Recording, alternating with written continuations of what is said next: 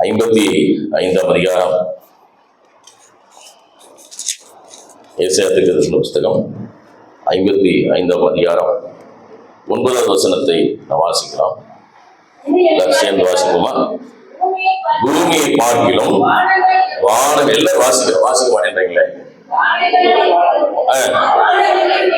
உயர்ந்திருக்கிறதோ அப்படியே உங்கள் வழிகளை பார்க்கிலும் என் வழிகளும், உங்கள் நினைவுகளை பார்க்கிலும் என் நினைவுகளும் உயர்ந்திருக்கிறது. அல்லேலூயா.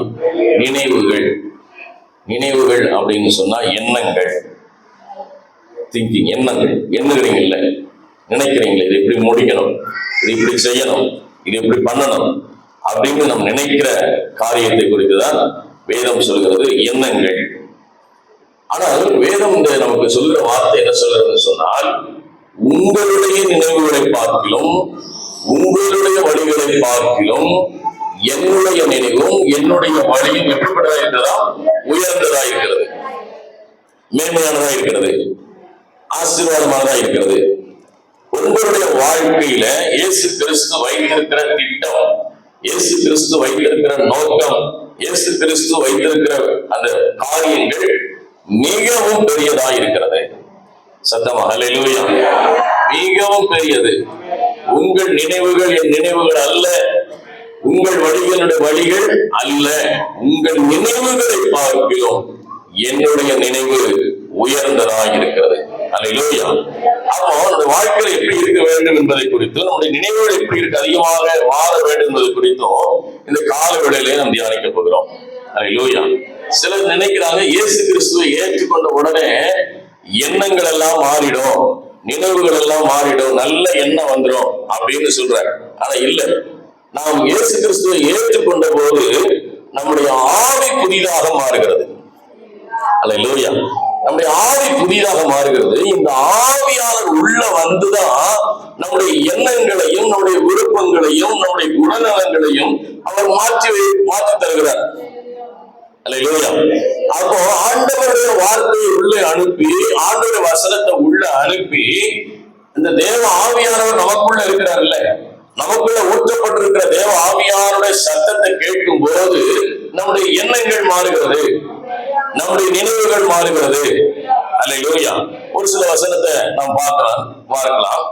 மத்தேயு எழுதின சுவிசேஷம் 16வது அதிகாரம், மத்தேயு 16வது அதிகாரம் 15, 16 வசனங்களை நாம் வாசிப்போமானால் 15, 16.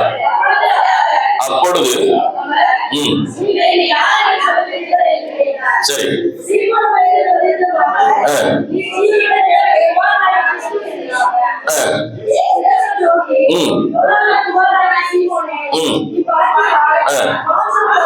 மாமிசம் இரத்தம் இது உனக்கு வெளிப்படுத்தவில்லை, பரலோகத்திற்கு தேவனுக்கு என்ன செய்தார்? வெளிப்படுத்தினார். அல்லேலூயா. இப்போ அந்த ஆவியாளர் உள்ள வரும்போது, ஆண்டவருடைய சத்தத்தை நம்ம கேட்கும் போது நம்முடைய எண்ணங்கள் மாறுகிறது. அல்லேலூயா. தேவ ஆவியாருடைய வெளிப்பாடு உண்டாகிறது. ஆண்டவருடைய வெளிப்பாடு நமக்குள்ள உண்டாகி, நடக்க வேண்டிய வழியை உனக்கு காட்டுவேன், உண்மையிலே கண்ணை வைத்து உனக்கு ஆலோசனை சொல்லுவேன் சொன்ன கர்த்தர் இந்த ஆவியாருடைய சத்தத்தை கேட்கும் போது அது நமக்கு மாறுகிறதா இருக்கிறது. அல்லேலூயா. இதே அதிகாரத்துல 16ஆம் அதிகாரத்துல ஒரு சில வசனத்தை காட்டுறேன். அதுக்கு பின்பகுதியில் வாசிக்கும் போது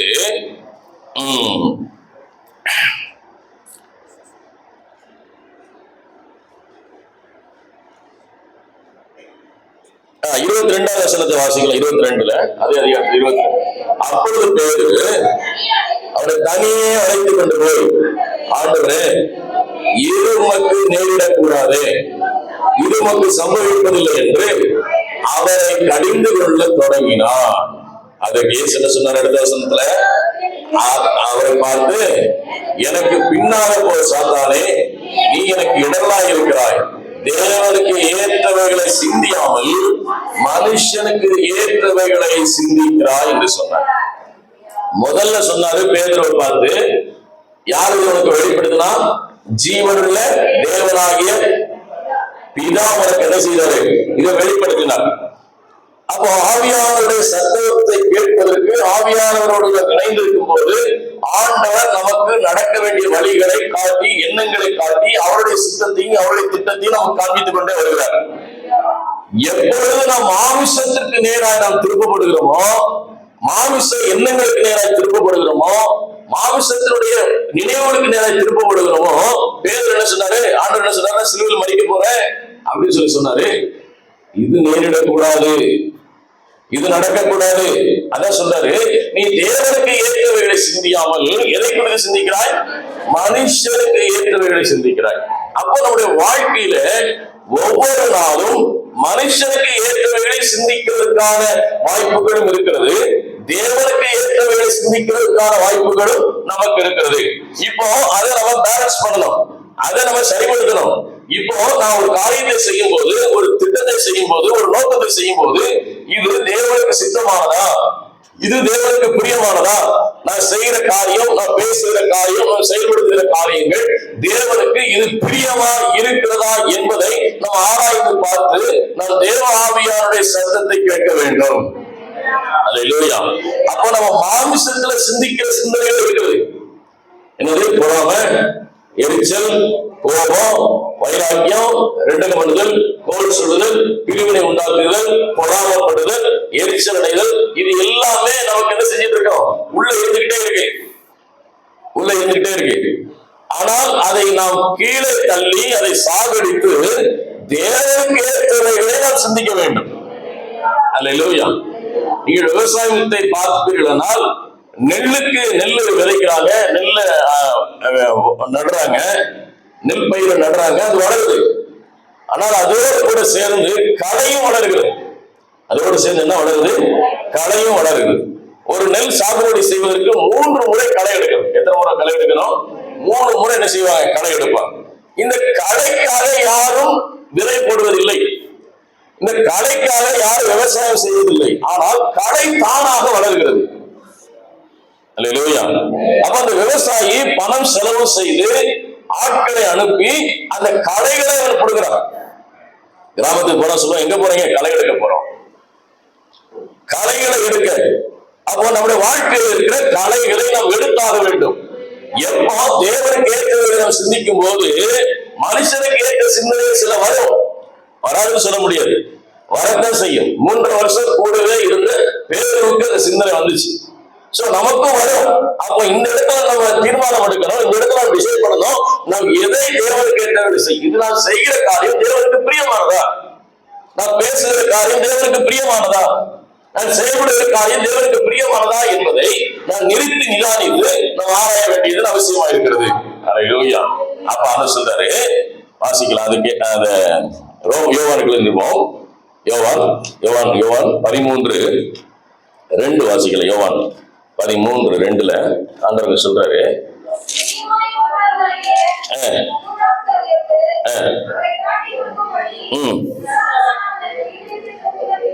பிசாசானவன் அவன் இருதயத்திற்குள் புகுந்த பின்பு அவன் என்ன செய்ய? போஜனம் பண்ணி கொண்டிருக்கையில் நாம் தேவனிடத்துல வந்ததையும் அவர்களுக்கு இயேசு கிறிஸ்து அறிந்து. சரி, இப்போ அந்த 2வது வசனத்தை மட்டும் பார்ப்போம். இந்த 2வது வசனத்துல என்ன சொல்றாரு? பிசாசு உள்ளே, சொல்லுங்க, என்ன செய்தார்? இருதயத்தை பிசாசு தூண்டினான். பிசாசு தூண்டுவான், எல்லாருடைய இதயத்தையும் தூண்டுவான். யாராவது உங்களை குறை சொல்லிட்டு கோபத்தை தூண்டி விடுவான். ஏதாவது ஒரு குறை சொல்ல, அவ பெரியவளா அப்படின்னு சொல்லுவான், அவ பெரிய காரியமா அப்படின்னு சொல்லுவான். இப்படி பிசாசு எப்போதுமே நம்மளை தூண்டி விடுவான். கோபப்படுத்தும்படி தூண்டுவான், சண்டை போடுறதுக்கு தூண்டுவான், பொறாமப்படுறதுக்கு தூண்டுவான், எரிச்சலடைய தூண்டுவான், பாவ செயல்களை செய்வதற்கு பிசாசு தூண்ட செய்வான். அப்ப யார் அந்த தூண்டுதலுக்கு ஈர்க்கப்படுகிறார்களோ, அதை ஏற்றுக்கொள்கிறார்களோ, அவருக்குள்ள பிசாசு உள்ள வந்துடுறான். இப்ப யூதாசுக்குள்ள பிசாசு வந்துட்டான். அதான் வசனம் சொல்லுது. இது அவரா செய்யல, எல்லாம் யார் வந்திருக்கா உள்ள? யூதாசுக்குள்ள பிசாசு உள்ள வந்து பாவ செயல்களை செய்ய வச்சு, தேவனுக்கு விரோதமாக காட்டி கொடுக்க வச்சு, சிலுவையில் இயேசு கிறிஸ்துவை அறையும்படி வைத்தார். அதுக்கப்புறம் மனம் வருத்தப்படுறான், ஒன்னும் ஆக போறது இல்லை. நாம் கவனமாக இருக்க வேண்டும். நம்முடைய எண்ணங்களிலே சில நேரங்களிலே தேவனுக்கு பிரியமில்லாத எண்ணங்களை வரத்தான் செய்யும், வராதுன்னு சொல்ல முடியாது. அப்போ வரும்போது நாம் டிசைட் பண்ணணும், இது தேவனுக்கு பிரியமில்லாத காரியம், இதை நாம் விட்டு விட வேண்டும். அல்லேலூயா. நாம் தேவனுக்கு ஏற்றவர்களை நாம் சிந்திக்க ஆரம்பிக்கும் போது இந்த பிசாசின் கிரியைகள் கொஞ்சம் கொஞ்சமாக நம்மை விட்டு அழிந்து போகக்கூடியதாக மாறுகிறது. அல்லேலூயா, அல்லேலூயா. இன்னொரு சம்பவத்தை நான் உங்களுக்கு சொல்லுகிறேன். அப்போஸ்தலர் லூக்கா எழுதின சுவிசேஷம் 15ஆம் அதிகாரத்துக்கு வருவோம். லூக்கா 15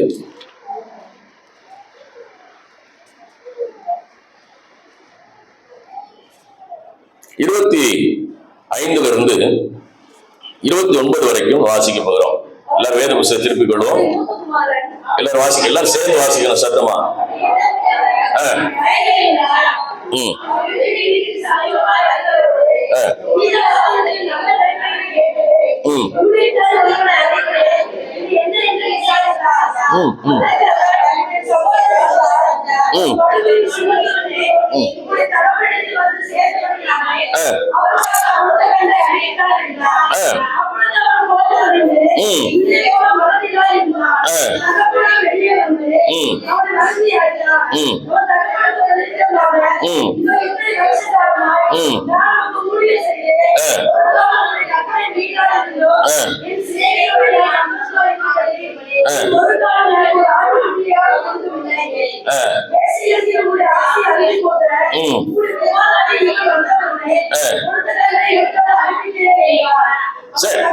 இதை பார்த்துட்டு அடுத்த வசனத்துக்கு போவோம். இந்த சம்பவம் நமக்கு எல்லாருக்கும் தெரியும். இந்த கதை தான் என்ன சொல்லுவோம், நமக்கு கெட்ட குமாரன். என்ன குமாரன்? கெட்ட குமாரன் கதை வச்சுட்டாங்க பேரு. ஆனா அது இளைய குமாரன். வேத புத்தகத்துல கெட்ட குமாரன் எழுதல, நம்ம தான் பேர் வச்சோம், அது கெட்ட குமாரன். ஆனா அது பேர் என்னது? இளைய குமாரன் என்று சொன்ன வேதம் சொல்லுது. சரி, இந்த சம்பவத்தை கவனிப்போம். எல்லாரும் நீ பாருங்க. ஒரு வீட்டுல 2 பையங்க இருக்கு. அந்த கதை எல்லாருக்கும் தெரியும். தெரியாதவங்களுக்கு நான் கதையை நான் சொல்றேன். வேத புத்தகத்தில் எழுதப்பட்ட ஓமையை நான் சொல்றேன். ஒரு தகப்பனுக்கு 2 பிள்ளைகள் இருந்தார்கள். மிகவும் ஆஸ்தி உள்ளவன், மிகவும் பணக்காரன், மிகவும் செல்வந்தனாய் இருந்தான். அந்த 2வது மகன் என்ன செய்தால், என்னுடைய ஆஸ்தி இந்த பங்குக்கு பிரித்து கொடுங்க, நான் தனியா போகணும் அப்படின்னு சொன்னான். தகப்பன் அவனுக்கு உண்டான பங்கை சரி பாதியாக பிரித்து அனுப்பிட்டார். கவனிக்கிறது, பிரிச்சு அனுப்பிட்டார்.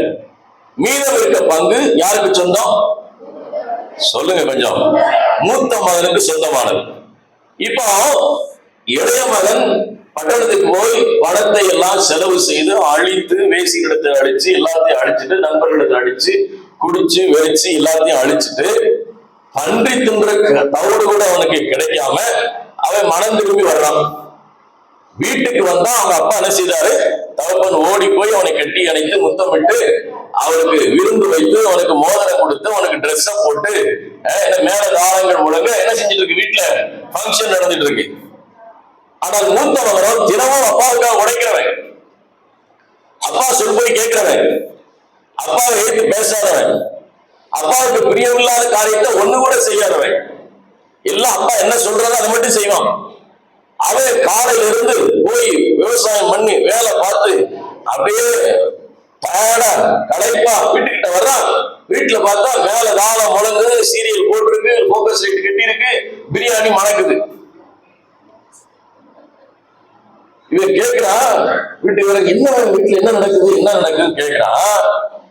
சொல்றான், உடைய இளைய குமாரன், உடைய இளைய சகோதரன் என்ன செஞ்சிட்டான்? திரும்பி வந்துட்டான். அவனுக்கு யாருக்குனாலும் கோபம் வருமா வராதா? உங்களுக்கு வருமா வராதா? உங்களுக்கு வருமா வராதா? அதே போலதான் அவனுக்கு வந்துச்சு. இது நியாயம் தானே? அவன் பிடிச்சிட்டு போயிட்டான்ல, பிடிச்சிட்டு போயிட்டான். இனி அவனுக்கு இந்த வீட்டுல என்ன இல்ல, பங்கு கிடையாது, எல்லாத்தையும் கொண்டு போயிட்டான். இனி அவனுக்கு இந்த வீட்டுல இடம் கிடையாது, இவனுக்கு சொத்துல பங்கு கிடையாது. ஆனால் இவன் திரும்பி வந்து விட்டான். தகப்பனிடத்துல சண்டை போடுறான். அவனே ஒரு நாளாவது, ஒரு ஆட்டுக்குட்டியாவது என் ஃப்ரெண்டோட போய் சமைச்சு சாப்பிடுறது கொடுத்தீங்களா? எவ்வளவு இந்த வீட்டுக்கு நான் உழைச்சேன், எவ்வளவு காரியத்தை செய்தேன். வேதம் சொல்லுகிறது, வாசிக்கு 36 வசனத்தை. அதற்கு தகப்பன், மகனே நீ எப்பொழுதும் என்னோடு இருக்கிறாய், எனக்கு உண்டானதெல்லாம் உன்னுடையதாய் இருக்கிறது. உன் சகோதரனாகி இவனோ மரித்தான், திரும்பவும் உயிர்ப்பித்தான், காணாமல் போனால் திரும்பவும் காணப்பட்டான். ஆகையால் நாம் சந்தோஷப்பட்டு மகிழ்ச்சியா இருக்க வேண்டும் என்று சொன்னார். உண்மைதான், உண்மைதான். அவன் எனக்கோடு கூட இருக்கிற, என்னுடையதெல்லாம் உனக்கு தான், என்னுடையதெல்லாம் உனக்கு தான். ஆனால் இவன் சகோதரன், இவன் ஒரு மகன், இப்ப எப்படி வந்திருக்கிறான்? எப்படி வந்திருக்கிறான்? மனம் திரும்பி வந்திருக்கிறான். இப்ப நம்ம என்ன பண்ணணும்? சந்தோஷப்படணும், கோபப்படக்கூடாது. சந்தோஷப்படணும், மகிழ்ச்சியா இருக்கணும், நம்ம சண்டை போடக்கூடாது. அல்லேலூயா. இயேசு இது நமக்கு எழுதி வைத்து கொடுத்திருக்கிறார். சில எதிர்மறையான சம்பவங்கள் இருக்கும்போது நாம் என்ன செய்யக்கூடாது? கோபப்படக்கூடாது, சண்டை போடக்கூடாது, நாம் பொறுமையா இருக்க வேண்டும், எல்லாவற்றையும் நாம் சகிக்க வேண்டும் என்று சொல்லி வேதம் நமக்கு என்ன செய்து கற்றுக் கொடுத்திருக்கிறது. அல்லேலூயா. சரி, இன்னொரு காரியத்தை பார்ப்போம். இதே வசனத்துல எபேசியர் நிருபம் 4ஆம் அதிகாரம் 27ஆவது வசனம். எபேசியர் 4:27. பிசாசுக்கு என்ன செய்யாதீர்கள்? இடம் கொடாதிருங்கள். அப்ப பிசாசு என்ன சொல்லுவான்? எப்படி நீ கொடுக்கலாம், எப்படி நீ செய்யலாம், எப்படி இதை பண்ணலாம்? பிசாசு எப்போதுமே ரெண்டகம் பண்ணுவதிலும், கோள் சொல்வதிலும், பிரிவினை உண்டாக்குவதிலும் அவன் மிக தீவிரமாக வேலை செய்து கொண்டிருக்கிறான். இந்த இடத்துல நாம் என்ன செய்ய வேண்டும் சொன்னால், தேவனுக்கு பிரியமானதை சிந்திக்க வேண்டும், தேவனுக்கு சித்தமானதை சிந்திக்க வேண்டும், தேவனுக்கு உகந்தவைகளை நாம் சிந்திக்க வேண்டும். அவன் பிசாசுக்கு என்ன செய்யக்கூடாது? இடம் கொடுக்க கூடாது. இன்னொரு வசனத்தை காட்டுற, ரோமர் 12:2, அவருக்கு தெரிந்த வசனம். நீங்கள் ஒத்த வேஷம் தெரியாமல்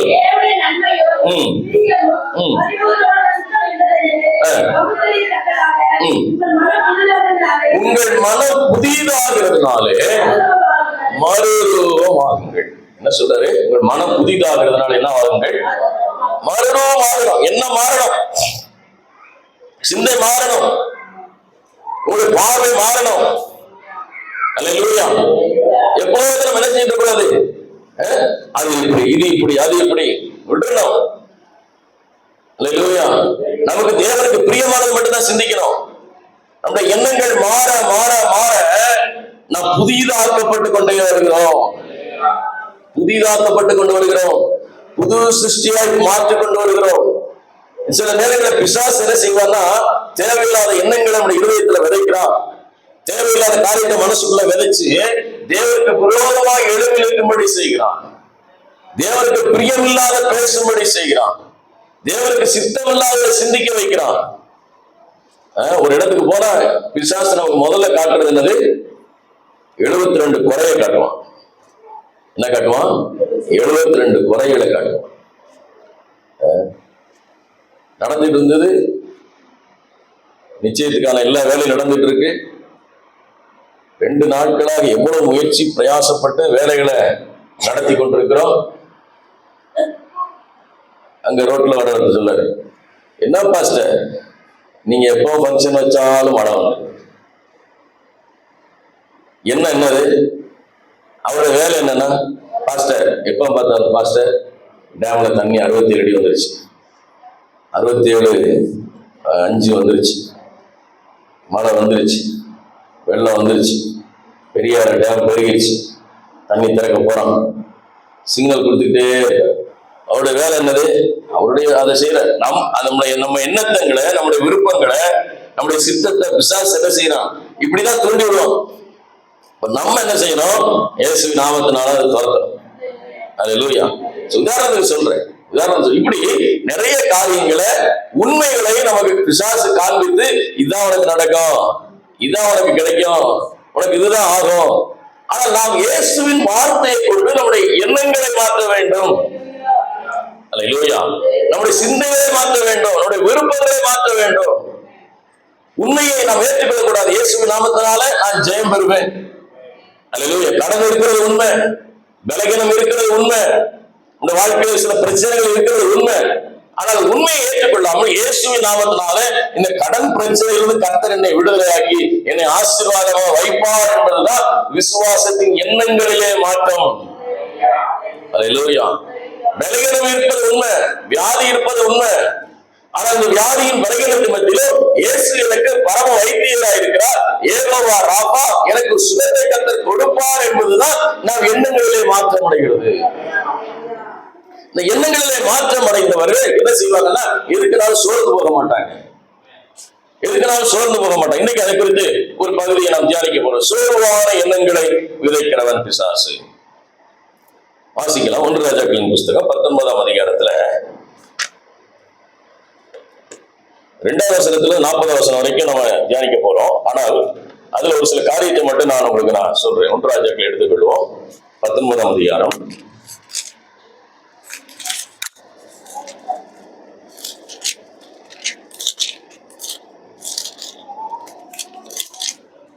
எடுத்துட்டீங்களா? 19ஆம் அதிகாரம்.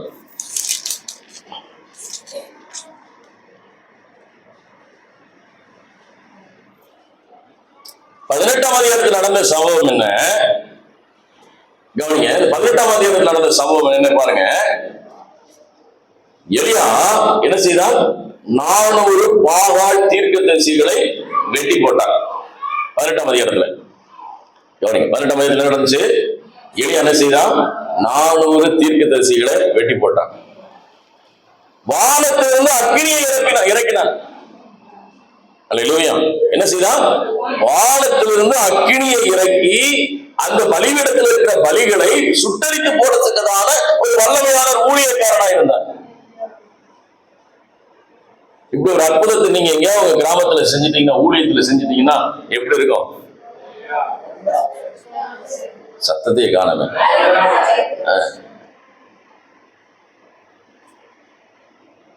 என்னைய ஒரு அம்மா கூப்பிட்டு, பாஸ்டர் உயிரே போக மாட்டேன், எனக்கு ஜெபம் பண்ணி அனுப்பி விடுங்க அப்படின்னு கூப்பிடுறாங்க.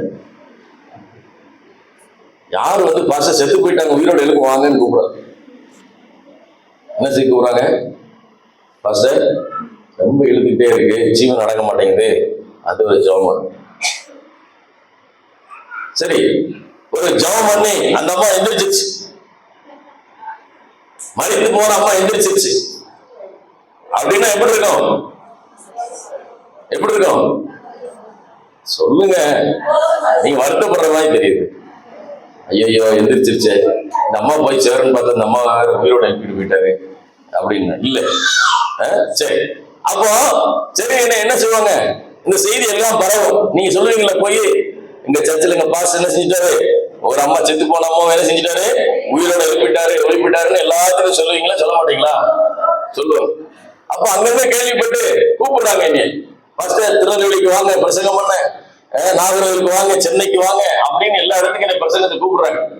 கூப்பிடும்போது கீழே பாஸ்டர் தேவதாஸ் அப்படி போட்டு கீழே பிராக்கெட் என்ன போடுவாங்க? மரித்தவரை உயிரோட எழுப்பியவர். எப்படி போடுவாங்க? மரித்தவரை உயிரோட எழுப்பியவர் பிராக்கெட். அப்போ எனக்கு எப்படி இருக்கும்? பெரிய சந்தோஷம். நான் எப்படி மரித்தவரை உயிரோட எழுப்பிட்டேன், வீர நடை போட்டு.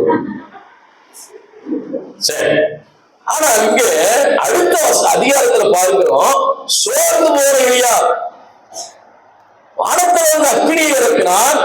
அதன் அடுத்த அதிகாரத்துல வசனம் சொல்கிறது, அவன் என்ன செய்தானா? சோர்ந்து போய் என்ன செய்தான்? 4ஆம் வசனத்துல வாசிங்க. வனாந்தரத்தில் ஒரு நாள் பிரயாணமாய் போய் ஒரு சூறை செடியின் கீழ் உட்கார்ந்து நான் சாக வேண்டும் என்று கோரி, ஓரும் கர்த்தாவே என் ஆத்மாவை எடுத்துக்கொள்ளும், நான் பிதாக்களை பார்க்கிறோம் நல்லவன் அல்ல. இந்த 400 பாகால் தீர்க்கதரிசிகளை கொன்னதுனால அவன் யாரு? எசபேல் என்ன செய்யறான்? இவனை கொல்ல விடக்கூடாது, போங்கடா, அவனை பிடிச்சிட்டு கொல்லணும் அப்படின்னு சொல்ற.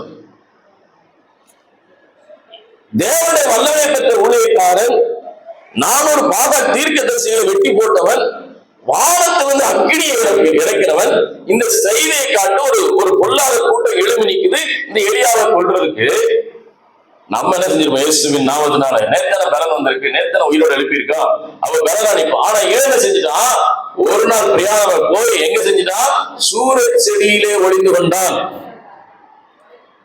என்ன சொல்றான்? ஒளிஞ்சது மட்டுமல்ல, தப்பிச்சு பிழைக்கன்னு சொல்லல, நான் சாகன ஆண்டவரேன்னு சொன்னேன். நான் சாகன ஆண்டவரே.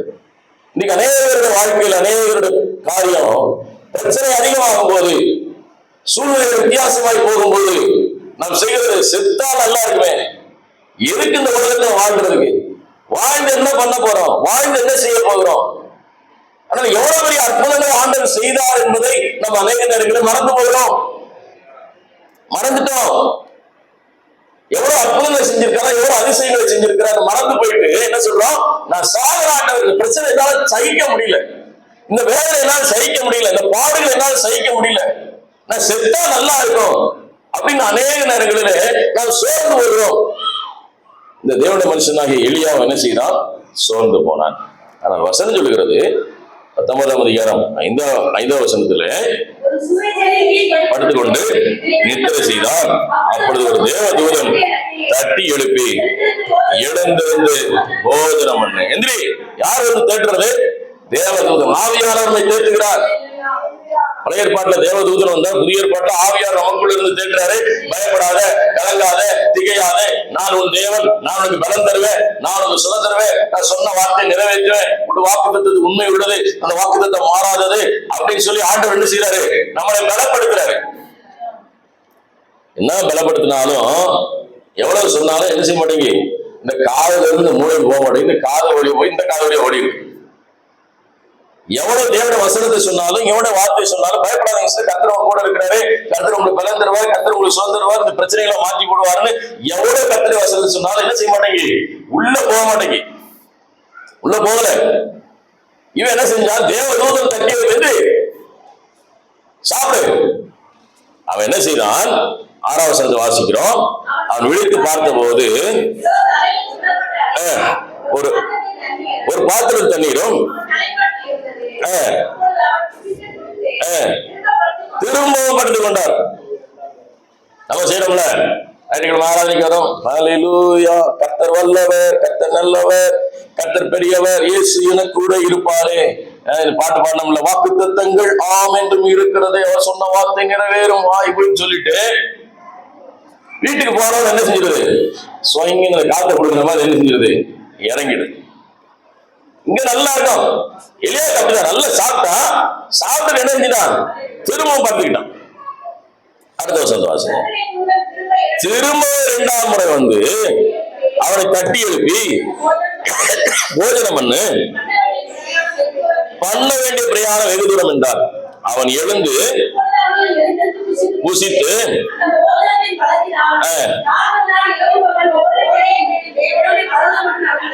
ஹல்லேலூயா, ஹல்லேலூயா. சோர்ந்து போகிறவனுக்கு தேவன் பலன் கொடுக்கிறவன். நிறைய சோர்வு வருது, எல்லாருடைய வாழ்க்கையிலும் சோர்வுகள் வரும், பிரச்சனைகள் வரும், துன்பங்கள் வரும், பாடுகள் வரும், நிந்தைகள் வரும், அவமானங்கள் வரும், வேதனையான சம்பவங்கள் வரும். ஆனால் இதை நாம் பார்த்து சோர்ந்து அந்த இடத்துல உட்காரக்கூடாது. தேவன் சொன்ன வார்த்தையை நோக்கி தொடர்ந்து நாம் ஓட வேண்டும். அந்த எண்ணம் வரணும், என்ன வரணும். ஹல்லேலூயா. இன்னைக்கு அநேக சொல்ற காரியம் என்னன்னா, பாஸ்டர் இந்த நிலையில இருக்கிற காரணம் என்ன தெரியுமா, எங்க அப்பா சரி கிடையாது, எங்க அப்பா மட்டும் சரியா இருந்திருந்தாலும் இன்னும் மேல போயிருப்பேன். சில எங்க அம்மா சரியில்லை சொல்றாங்கல்ல, வந்ததும் சரியில்லை, வாய்ச்சதும் சரியில்லை, எதுவுமே சரியில்லை, வீடு சரியில்லை, நான் படிக்கிற படிப்பு சரியில்லை, நான் ஸ்கூல்ல நான் மட்டும் அந்த ஸ்கூல்ல படிச்சிருந்தேன்னா நேரம் பாருங்க அமெரிக்காவில் அதிபராயிருப்பேன்.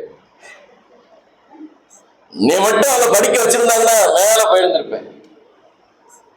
என்ன திருநெல்வேலியில கேட்டாங்க, மெட்ராஸ்ல கேட்டாங்க, ஆம்பூர்ல கேட்டாங்க, அங்கெல்லாம் கேட்டாங்க. கடைசியில எங்க அம்மாவும் சேர்த்து இந்த உள்ளூர்ல பையனை கல்யாணம் பண்ணு, சொந்தக்காரனை கல்யாணம் பண்ணி வச்சிருந்த பாருங்க. பத்திரம் தேய்ச்சிக்கிட்டு இருக்கேன். நான் படிச்ச படிப்பு என்ன, வாழ்ந்த வாழ்க்கை என்ன, நான் எவ்வளவு இருந்தேன், என்ன இல்லை, என் வாழ்க்கை அப்படி போச்சு. என் வாழ்க்கைக்கு பிரச்சனை என்ன தெரியுமா பாஸ்டர், என் வேலை சரியில்லை, எனக்கு குடும்பம் சரியில்லை. இன்னைக்கு இந்த நடுவில் இருக்க காரணம் என்ன தெரியுமா, என் பிள்ளைகள் சரியில்லை பாஸ்டர், என் பிள்ளைகள் சரியில்லை, எல்லாமே அது சரியில்லை, இது சரியில்லை, அது சரியில்லை, இது சரியில்லைன்னு சொல்லி நாம் மற்றவர்கள் மேல பழிகளை போட்டு நாம் என்ன செய்கிறோம், தப்பிப்பதற்கான வழி செய்கிறோம். ஆனால் இதே சம்பவத்தை நீங்க யோசேப்புடைய வாழ்க்கையில பொருத்தி பாருங்கள். யோசேப்புடைய வாழ்க்கையில் நடந்ததெல்லாம் உண்மையிலே சரியில்லைதான். சகோதரர்கள் சரியில்லை, போத்திபாரை வித்து போட்டாங்க, அங்க போனா அந்த அம்மா பிரச்சனை, ஜெயிலுக்கு போறான், அங்க போய் 2 பேருக்கு அதை கண்ட சொப்பனத்துக்கு அர்த்தம் சொல்றான், அவங்களும் மறந்து போயிட்டாங்க. எப்படி இருக்கும்? ஆனால் தேவன் சொன்ன வாக்கு தத்துவம் அவருடைய வாழ்க்கையில் நிறைவேறுகிறது. எது சரியில்லாம இருக்கலாம், காசு இல்லாம இருக்கலாம், பணம் இல்லாம இருக்கலாம், அது இல்லாம இருக்கலாம், இது இல்லாம இருக்கலாம், உறவு இல்லாம இருக்கலாம், எது இருந்தாலும் சர்வவல்ல தேவனோடு கூட இருக்கிறார். சர்வவல்ல தேவனுடைய வசனோடு கூட இருக்கிறது. இந்த வசனோட உயிர்ப்பிக்கும், இந்த வார்த்தையோட நிலைநிறுத்தும். இந்த வார்த்தை தான் உயர்த்தினது என்று வேதம் சொல்லுகிறது. வேத புத்தகத்தில் வாசிக்கிற ஒவ்வொருவரையும் கர்த்தர் உயர்த்தினார். ஆபிரகாமை கொண்டு வந்தது ஆபிரகாமுடைய பரிசுத்தத்தினால் அல்ல, ஆபிரகாமுடைய அப்பா அம்மா வச்சு ஆபிரகாமை கருத்து தெரிந்து கொள்ளல, கர்த்தர் அவனை நினைவு கூர்ந்தவனை தெரிந்து கொண்டார். அல்லேலூயா. வேதத்தில் வாசிக்கிற ஒவ்வொரு தேவனுடைய தாசர்களும் தகுதி இல்லாதவர்கள், புறமே தள்ளப்பட்டவர்கள், ஒதுக்கப்பட்டவர்கள். ஆனால் அவர்கள் தேவனை நோக்கி பார்த்தபோது தேவன் அவரை உயர்த்தினார். ஆடுகளுக்கு பின்னே சென்று வருகின்ற தாவீது, ஒரு தீர்க்கதரிசி வீட்டுக்கு வர்றாரு, வீட்டுக்கு வராது அறிவிச்சாச்சு. ஆனால் எல்லாரும் இருக்கிறாங்க, தாவீது மட்டும் போறார். உனக்கு இங்க வேலை, போய் ஆடு வைக்க போ, அனுப்பி விட்டாங்க. தள்ளப்பட்டவன், புறக்கணிக்கப்பட்டவன், ஆனால் அவனைத்தான் கர்த்தர் தெரிந்து கொண்டார். இந்த காலையில கர்த்தர் வார்த்தை கேட்டுக்கொண்டு கர்த்தருடைய பிள்ளைகளே, நீங்க எந்த சூழ்நிலைக்கு இருந்தாலும் உங்களுடைய எண்ணங்கள் தேவனுக்கு நேரே திரும்பப்படும் போது தேவன் சொன்ன வார்த்தை உங்க குடும்பத்துல நிறைவேறும், உங்க வாழ்க்கையில நிறைவேறும், உங்க வசனத்துல நிறைவேறும். சோர்ந்து போகாதீங்க, சோர்ந்து போகாதீங்க. ஏன் பாஸ்டர் இவ்வளவு பிரச்சனை, இப்பதான் ஒரு பெருமூச்சு விட்டேன், அதுக்குள்ள அடுத்த பிரச்சனை, இப்பதான் முடிச்சுட்டு அப்பாவும் சீட்ல உட்கார்ந்து அதுக்கடுத்து அடுத்த பிரச்சனை, இப்படி வந்துட்டு தான் இருக்கும். ஆனால் கர்த்தருடைய பலன் உங்களோட கூட இருக்கிறதுனால எல்லாவற்றையும் மேற்கொள்ள கர்த்தர் உங்களுக்கு பலனை கர்த்தர் கொடுக்கிறார். அல்லேலூயா, அல்லேலூயா. திரும்பவும் போய் அவன் சோர்ந்து போய் படுத்துக் கொண்டான். ஆனால் கர்த்தர் அவனுக்கு ஒரு விசேஷித்த வேலையை அவர் வைத்திருந்தார். அல்லேலூயா. வேலை காரியத்தை அவர் என்ன செய்தாரு? வைத்திருந்தார். அதைத்தான் சொல்றாரு. அந்த வசனத்தை வாசிக்கலாம். எத்தனை வசனம்? 15 வாசிங்க. அப்பொழுது கர்த்தர் வனாந்திரத்துக்கு போய் ஆசைக்கு ராஜாவாக அபிஷேகம் செய், பின்பு குமாரனாகிய யெகூவை இஸ்ரவேலின் ராஜாவாக அபிஷேகம் பண்ணு. ஆபேதாகிய எலியா அந்த ஸ்தானத்தில் தீர்க்கதரிசியாக அபிஷேகம் செய். அல்லேலூயா, அல்லேலூயா. எத்தனை வேலை வச்சிருக்கிறார் பாரு. சாக போறவனுக்கு இத்தனை வேலை வச்சிருக்கேன், உனக்கு நிறைய வேலை வச்சிருக்கிறேன். நீ ராஜாவாக அபிஷேகம் பண்ணணும், நீ தீர்க்கதரிசிகளை அபிஷேகம் பண்ணணும், உனக்கு விசேஷித்த அபிஷேகத்தை நான் வச்சிருக்கிறேன், நீ தான் அவனை ராஜாவாக உயர்த்தி வைக்கிற வேற ஓட்டை கொடுத்திருக்கிற, நீ சாக போறேன்னு சொல்லிட்டு இருக்கிற, எனக்கு ஒண்ணு வேறான்னு சொல்லிட்டு இருக்கிற. கர்த்தர் ஒவ்வொருவருக்கும் ஒவ்வொரு திட்டத்தையும் நோக்கத்தையும் கர்த்தர் வைத்திருக்கிறார். அதில் நீங்கள் நோக்கத்தாலே படைக்கப்பட்டவர்கள், நோக்கத்தாலே இந்த இடத்துல கர்த்தர் உங்களை வச்சிருக்கிறாரு. ஏதோ தெரியாம பறந்துட்டோம் அப்படின்னு சொல்லாதீங்க. நான் மட்டும் அவங்க வீட்டுல பறந்துருந்தேனா, நான் மட்டும் இவங்க வீட்டுல பறந்துருந்தேனா எப்படி இருக்கும், எப்படி பாருங்க அப்படின்லாம் சொல்ல வேண்டாம். கர்த்தர் உங்களுக்கு ஒரு நோக்கத்தை வைத்திருக்கிறார், கர்த்தர் உங்களுக்கு திட்டத்தை வைத்திருக்கிறார். நோக்கமும் திட்டமும் இல்லாமல் தேவன் எதையும் படைக்கவில்லை, உங்களையும் சிருஷ்டிக்கவில்லை. சத்தமா? அல்லேலூயா, அல்லேலூயா. ஏனென்றால் நீங்கள் நானும் தேவனுடைய சாயலால் சிருஷ்டிக்கப்பட்டவர்கள், தேவனுடைய சாயலாய் சிருஷ்டிக்கப்பட்டவர்கள். இப்ப சோர்ந்து போகக்கூடாது. வாசிக்கலாம் ஏசாயா தீர்க்கதரிசன புஸ்தகம் 40ஆம் அதிகாரத்துக்கு வாங்க.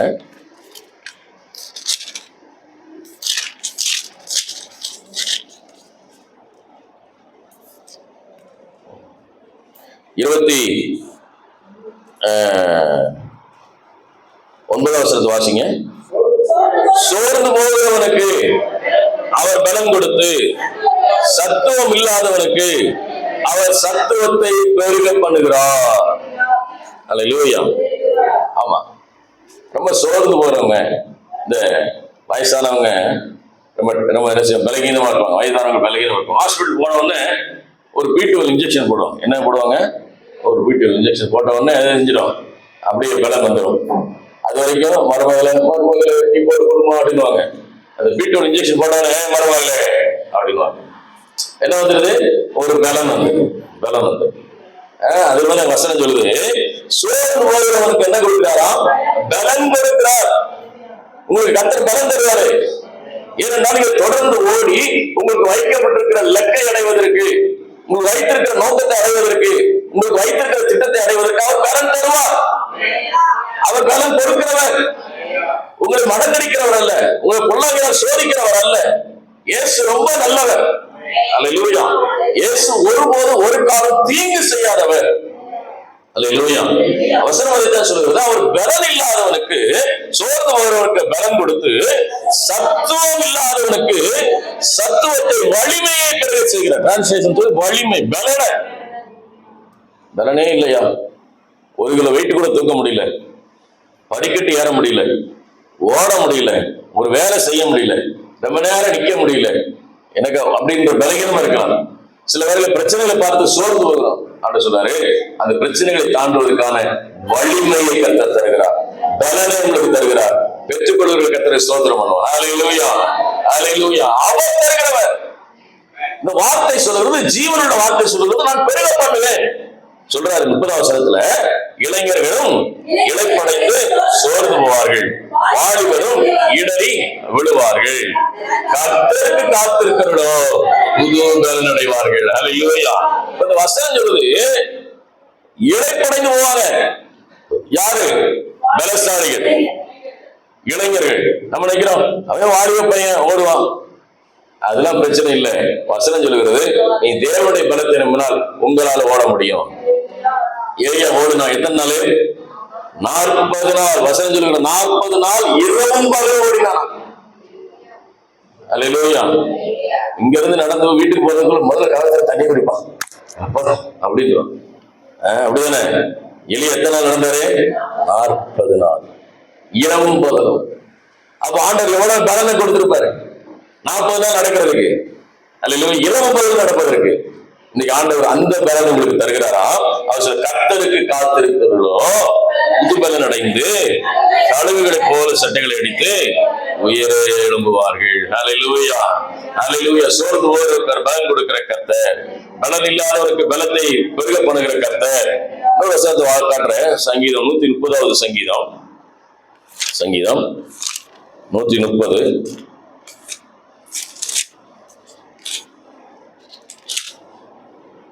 சங்கீதம் 130வது சங்கீதம் 5வது வசனத்தை வாசிங்க. கர்த்தருக்கு காத்திருக்கிறேன், என் ஆத்துமா காத்திருக்கிறது, அவருடைய வார்த்தையை நம்பி இருக்கிறேன். எதை நம்பி காத்திருக்கிற? அவர் சொன்ன வார்த்தையை நம்பி. எதை நம்பி காத்திருக்கிறேன்? அவர் சொன்ன வார்த்தை. உங்க பிள்ளைகளுக்கு வாக்கு கொடுக்குறீங்கல்ல, நீ இதை செஞ்சேன்னா உனக்கு என்ன வாங்கி தரேன்? சாக்லேட் வாங்கி தரேன், உனக்கு ட்ரெஸ் வாங்கி தரேன், உனக்கு சைக்கிள் வாங்கி தரேன், உன்னை பொருட்காட்சி கூட்டிட்டு போறேன், உனக்கு கொடைக்கானல் கூட்டு போறேன், உனக்கு ஊட்டி கூட்டிட்டு போறேன், உனக்கு அதை வாங்கி தரேன், இதை வாங்கி தரேன் சொன்னவனே என் பிள்ளை சொல்லுது, எங்க அப்பா எனக்கு வாங்கி கொடுக்குறேன் சொல்லிக்கிறேன். ஸ்கூல்ல என்ன சொல்றேன்? எங்க அப்பா இந்த பாடத்துல எல்லா படத்துலயும் அதிகமான மதிப்பெண் வாங்கி ஃபர்ஸ்ட் ரேங்க் வாங்கிட்டேன்னா எங்க அப்பா வாங்கி தரேன் இருக்காரு, சைக்கிள் வாங்கி தரேன் இருக்காரு, ஸ்கூல் அது வாங்கி தரேன் இருக்காரு. எதை நம்புறா அந்த பிள்ளைங்க? அப்பா சொன்ன வார்த்தையை, அம்மா சொன்ன வார்த்தையை நம்பி என்ன செய்யறான்? ஓடுறோம். அந்த நாளுக்காக காத்திருக்கிறோம். இன்னைக்கு வசனம் சொல்கிறது, நீங்களும் நாங்க எதற்காக காத்திருக்கிறோம்? அவர் சொன்ன வார்த்தையை நம்பி காத்திருக்கிறோம். வேற எதையும் நம்பி காத்திருக்காதீங்க. அல்லேலூயா. வேற உலகத்தை நம்பாதீங்க. உலகம் கைவிட்டுரும். உலகம் என்ன செஞ்சிடும்? கைவிட்டுரும்.